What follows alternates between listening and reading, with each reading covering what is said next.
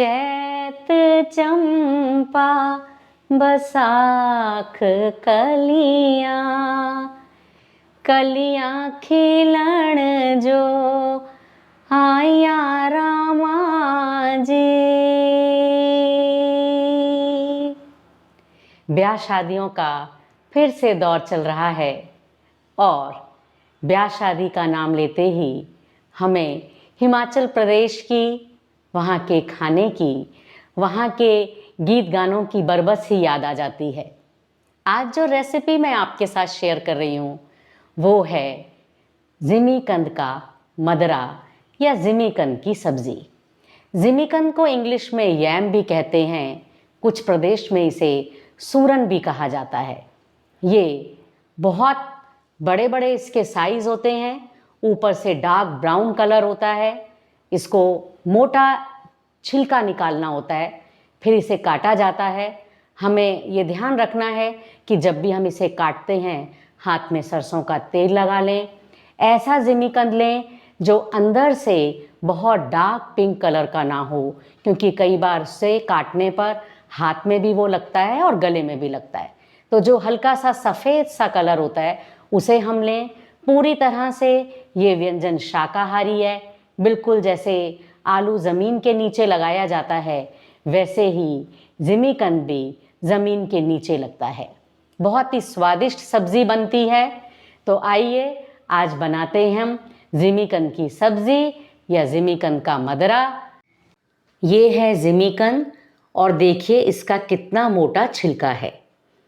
इसमें बहुत सारे पोषक तत्व होते हैं, कैल्शियम और मैग्नीशियम होता है और ये हड्डियों को बहुत मजबूत करता है।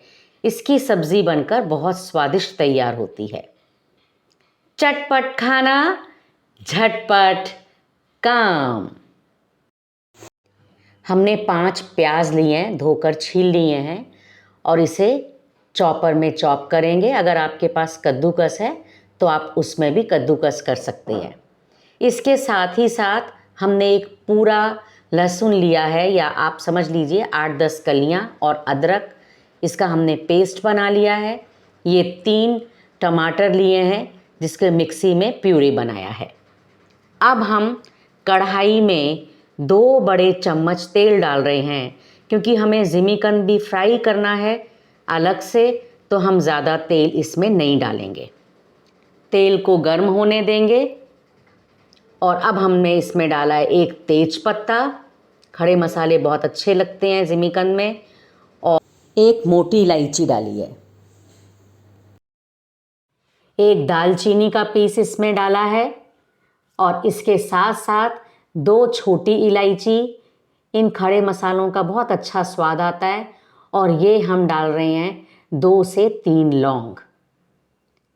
इन्हें अच्छे से गर्म होने देंगे और फिर हमने इसमें डालना है जीरा। ये है 1 टीस्पून, यानी 1 छोटा चम्मच है ये। जीरे को ब्राउन होने देंगे। जीरा ब्राउन हो रहा है और अब हम डाल रहे हैं प्याज। ये चॉपर में हमने चॉप किया है, आप इसे आराम से कद्दूकस कर सकते हैं। ये देखिए, अब हमने ऑयल में इसे भूनेंगे और इसके साथ साथ हम डाल रहे हैं लहसुन और अदरक का पेस्ट। अब एक छोटे से बोल में 1 चम्मच कश्मीरी लाल मिर्च पाउडर, 1/4 टीस्पून जीरा पाउडर, 1 टीस्पून धनिया पाउडर, और इस सब्ज़ी में गरम मसाला ज़रूर डलेगा, तो वो हम ले रहे हैं 1/4 टीस्पून। अब हम इसमें थोड़ा सा पानी डालेंगे, इतना जिसमें मसाला अच्छे से मिक्स हो जाए।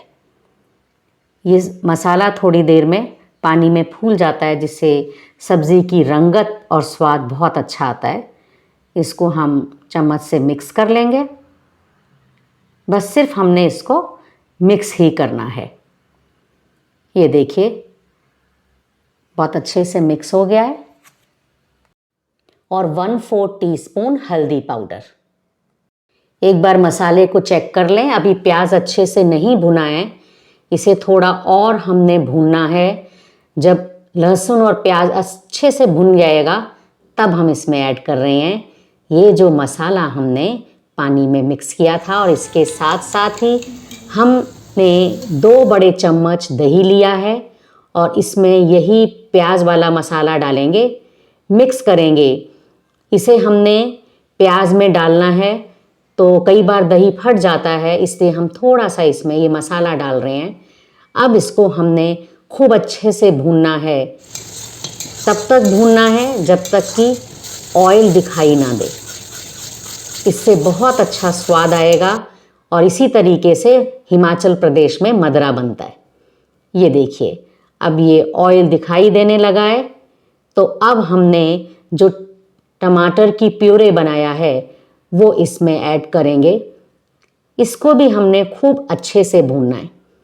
इसके साथ ही साथ आप सोच रहे होंगे कि जिमीकंद का क्या करना है, तो जिमीकंद को हम अलग से फ्राई करेंगे। पहले उसमें ज़रा सा हल्दी और नमक लगाएंगे और ये देखिए हम इसे डीप फ्रायर में फ्राई कर रहे हैं। आप इसे आराम से अपने घर में कढ़ाई में फ्राई कीजिए। इतना फ्राई करना है कि ऊपर से ब्राउन हो जाए, अंदर से कच्चा बिल्कुल ना रहे। तो डीप फ्रायर में ये बहुत अच्छे से फ्राई हो जाता है। जब कोई चीज़ ज़्यादा बनानी होती है तो हम इसमें फ्राई कर लेते हैं। तो अब देखते हैं मसाला बहुत अच्छे से भुन गया है और हम ये सारा जिमीकंद, लगभग 1 किलो जिमीकंद है ये इसमें डाल दिया है। इसको खूब अच्छे से हमने पूरे मसाले में मिक्स करना है और साथ ही साथ हम 3 ग्लास पानी गर्म करके रख लेंगे। मसाले में प्याज देखिए बहुत अच्छे से लिपट गया है। हमने 3 ग्लास पानी इसमें डाल दिया है। आप चावल के साथ खाना चाहें ज़्यादा ग्रेवी रखें, और अगर रोटी के साथ खाना है तो इसको थोड़ा सूखा सूखा बना सकते हैं। ये देखिए कितनी अच्छी शक्ल है इसकी। बहुत ज़्यादा ऑयल हमने नहीं डाला है। ये 15 मिनट में आराम से तैयार हो जाएगा। ये देखिए ये इस तरीके से गाढ़ा हो गया है।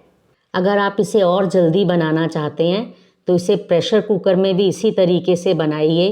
1 विसिल के बाद आप इसे 4 से 5 मिनट सिम पर रखिए, तब भी ये जल्दी गल जाएगा। बहुत स्वादिष्ट लगता है, बड़ी रिच लुक आती है इसकी।